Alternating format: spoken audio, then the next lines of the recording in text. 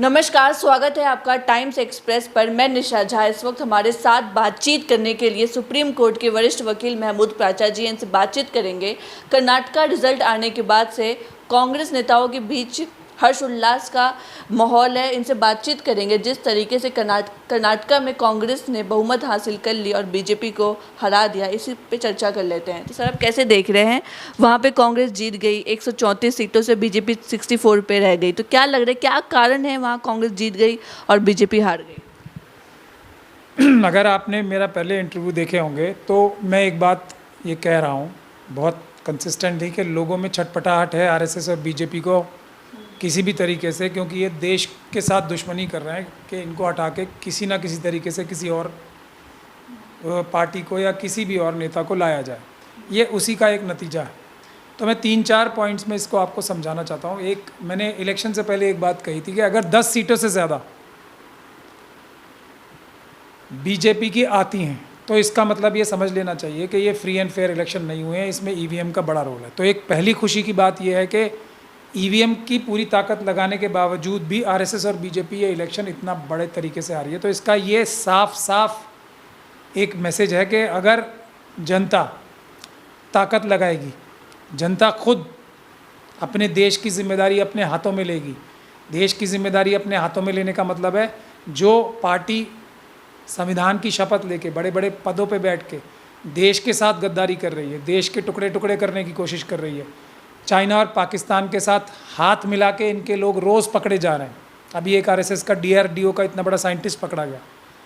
तो ये लोगों को बाहर कैसे निकालना है, ये किसी पॉलिटिकल पार्टी के बस की नहीं। चाहूँगी, जैसे आपने ईवीएम का जिक्र किया, अगर वहाँ पे बीजेपी जीत जाती तो फिर तमाम जो विपक्षी पार्टियां हैं वो कहती कि ईवीएम की वजह से बीजेपी वहाँ जीत गई। लेकिन अब कांग्रेस जीत गए हैं वहाँ पे, तो क्या आप नहीं बोलेंगे ईवीएम में कोई इशू है? मैं बोल रहा हूँ ना, ईवीएम अगर इस्तेमाल ना किया होता, ईवीएम का दुरुपयोग नहीं किया होता तो भारतीय जनता पार्टी की 10 सीटें नहीं आनी चाहिए थी। ये जो 54 सीटें एक्स्ट्रा आई हैं ये ईवीएम के माध्यम से आई हैं, और जितने भी वोट बीजेपी को मिले उसमें ईवीएम का ही सबसे बड़ा रोल है, वरना उनको 10 सीटें भी नहीं आनी चाहिए थी। ये आप समझ लें। इसीलिए मैं कह रहा हूँ कि कांग्रेस पार्टी हो या दूसरी कोई भी पार्टी हो, इससे रिलैक्स ना हो जाए, बल्कि इससे एकदम चाक चौबंद हो जाना चाहिए कि अब ईवीएम का प्रयोग और ज़्यादा होने वाला है, क्योंकि बीजेपी ने भी ये सीख लिया है कि जनता ईवीएम को भी हरा सकती है। पहली बात ये। दूसरी बात ये महत्वपूर्ण ये है कि ये जीत हुई है जनता की। ये इसलिए नहीं हुई है कि कांग्रेस कोई बहुत अच्छी पार्टी मानी जाती है। ये बात समझ लेनी चाहिए। दोस्त वो होता है जो कड़वी बात कह के अच्छे रास्ते पे चलाए। मैं एक दोस्ताना सलाह दे रहा हूँ। ये बीजेपी की बुरे कामों के खिलाफ रिएक्शन है वहाँ पे, इस बात को समझना चाहिए। तीसरा जो इम्पॉर्टेंट बात यह है कि ये जेडीएस ने जिस तरीके से जिम्मेदारी के साथ कैंपेन किया, कोई नेगेटिव रोल बड़ा वो कर सकते थे, नहीं किया। तो जेडीएस पार्टी है उसको भी बराबर का क्रेडिट जाना चाहिए इस जीत में। चौथी बात यह है कि जो कार्यकर्ता थे, बूथ लेवल के कार्यकर्ता जो कांग्रेस पार्टी के थे और जेडीएस के, और जो दूसरे पॉलिटिकल कार्यकर्ता थे, उन्होंने आरएसएस के पन्ना प्रमुखों को, बीजेपी के पन्ना प्रमुखों को, जो गुंडे और मवाली हैं, जो बजरंग दल का सबसे बड़ा, क्यों इनको गुंडे और मवाली का काम करने दिया जाता है, ये सरकारें क्यों करवाती हैं कि ये वो गुंडे पालते हैं जो बूथों पे जाके लोगों को डराएंगे, लोगों के वोट्स कटवाएंगे। तो कर्नाटक के जो बूथ लेवल के वर्कर्स थे पार्टी के, कांग्रेस पार्टी के हों, जेडीएस के हों या दूसरी पार्टियों के हों, उनको सबसे बड़ा क्रेडिट जाना चाहिए कि उन्होंने इन गुंडे मवालियों को किस प्रकार से रोक के रखा, आरएसएस और बीजेपी के।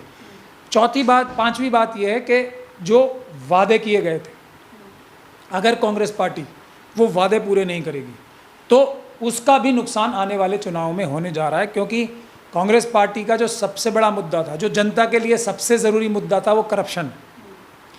जनता ने कोई भी इस बार, कर्नाटक की समझदार जनता ने किसी भी उनके धोखे में, जो धार्मिक धोखा देते हैं, जहाँ तक कि प्रधानमंत्री जी भी बजरंग बली का नाम इस्तेमाल करने की चेष्टा कर रहे थे, किन गंदे घिनौने लोगों के लिए जो कि बजरंग दल के मेंबर हैं। मतलब अपनी छवि सुधारने के लिए नाम अच्छे रखने से कोई आदमी अच्छा नहीं बन जाएगा। तो बजरंग दल की तो पूरी कहानी यही है कि वो अपने आप को कुछ क्रेडिबिलिटी देने के लिए इतना अच्छा नाम उन्होंने रखा हुआ है। पूरा हिंदुत्व मॉडल, जैसे आपने बजरंग बली का जिक्र किया, उन्होंने पूरा हिंदुत्व मॉडल का इस्तेमाल किया वहाँ पे, फिर भी वहाँ पे काम नहीं आ पाया, क्या कारण लग रहा है? मैं वही कह रहा हूँ ना, ये जो एंटी संविधानिक तरीका जो है, और ये संविधान में और कानून में मना है ये तरीका इस्तेमाल करना, किसी भी धार्मिक छवि का इस्तेमाल करना, किसी भी धार्मिक नारे का इस्तेमाल करना, ये मना है। तो उसका जो गलत इस्तेमाल किया, ये कर्नाटक की जनता ने पूरे देश को रास्ता दिखाया है। कांग्रेस पार्टी को अपने वादे पूरे करने चाहिए। पहला वादा क्या है कि ये गुंडों को हटाना, गुंडों को आतंकवादी संगठन घोषित करना।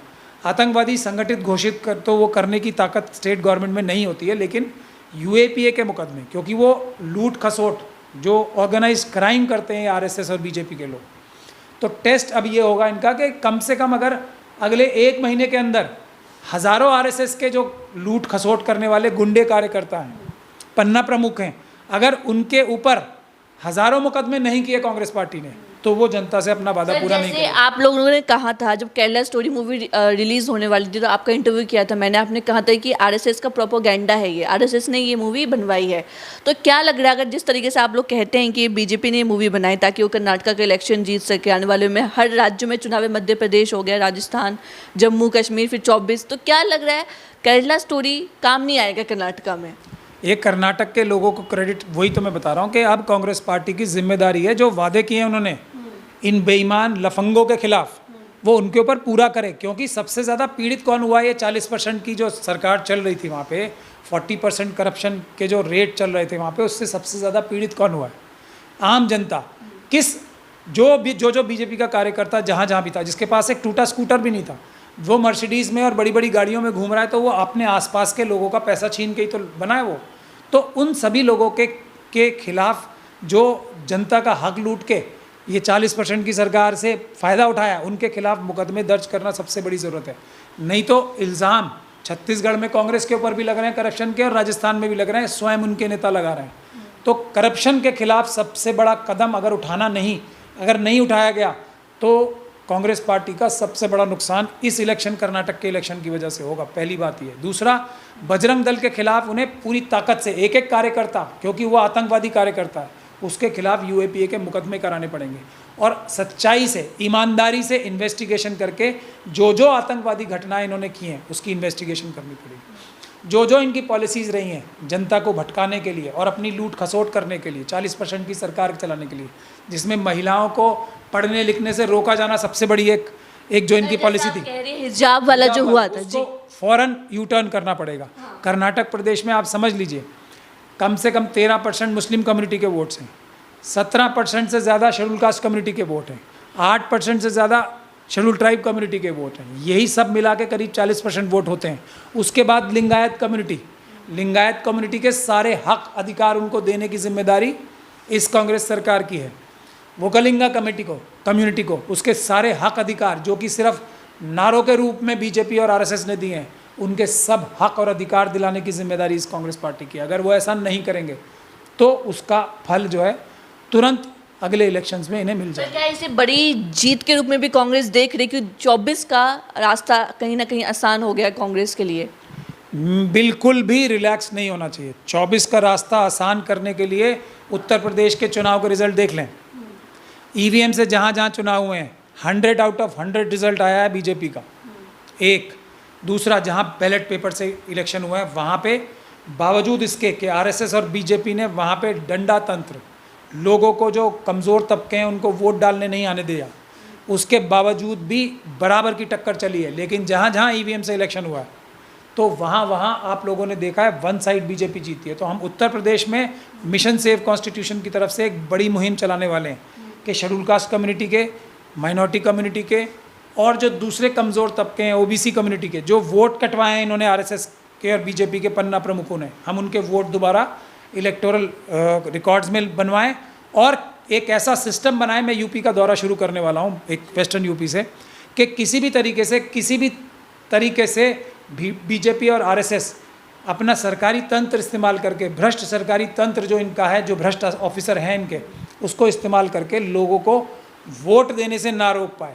इसके लिए हम बड़ी मुहिम चला रहे हैं। वरना आप लोग देख रहे हैं कि वोट सारे जो हैं एससी और माइनॉरिटी कम्युनिटी के हैं, जहाँ वहाँ भी बीजेपी जीत रही है, तो वो वही है कि अपने लोगों को, ये जो इनके खिलाफ लोग हैं उनको वोट डालने ही नहीं जाने देते, तो उसको हमें रोकने के लिए पूरा सिस्टम बनाना पड़ेगा। मिशन सेव कॉन्स्टिट्यूशन इसके लिए आखिरी सवाल है, मुहिम चलाने आखिरी सवाल है, जिस तरीके से कर्नाटका में कांग्रेस को पूर्ण बहुमत मिल गया, वहाँ सरकार उन्होंने बना ली, तो अब जम्मू कश्मीर का भी एक है कि वहाँ पे चुनाव बीजेपी देरी कर सकती है इस डर से कि कर्नाटका में जिस तरीके से उनकी बुरी हार हुई, तो क्या जम्मू कश्मीर का भी चुनाव लेट होने वाला है? क्योंकि जो फारूक अब्दुल्ला उनका भी बयान आया है, स्टेटमेंट आया है। कुछ नहीं, ईवीएम को थोड़ा मॉडिफाई करेंगे अब ये लोग, और जो 10-15% वोट ये जो ईवीएम के माध्यम से अब तक लेते थे वो इनको काफ़ी नहीं पड़े इस बार, तो इसलिए ये ईवीएम में कुछ और मॉड्यूलेशन करेंगे।